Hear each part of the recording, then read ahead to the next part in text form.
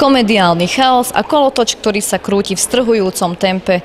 Aj takto opísal bláznivú komédiu Michaela Cooneyho jeden z anglických kritikov. Táto komédia mala celoslovenskú premiéru v divadle Andreja Bagara v Nitre. Prepáčte, že vás vyrušujem tak zavčasu. Som zo sociálnej poisťovne, oddelenie nemocenského poistenia.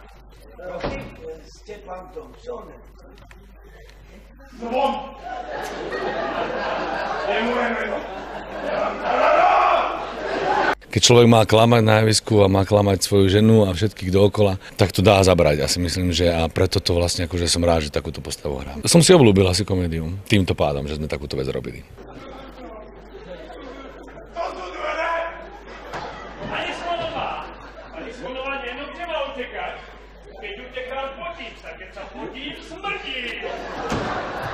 Je to obuvník, Norman Bassett, ktorý žije u Svonovcov v ich dome a je to jediný ich podnájomník, ale tým, že Eric Svon si vymyslí mnohých podnájomníkov, tak bude musieť pristúpiť na jeho hru. Ono ťažko sa skúša komédia, lebo človek má pocit, že je to vtipné, keď niečo vymyslí. A potom príde druhá skúška, tretia skúška a zistí, že to asi je trápne. Potom prídu ľudia a nás vrátia naspäť do tých skúšok, že idú s nami a bavia sa.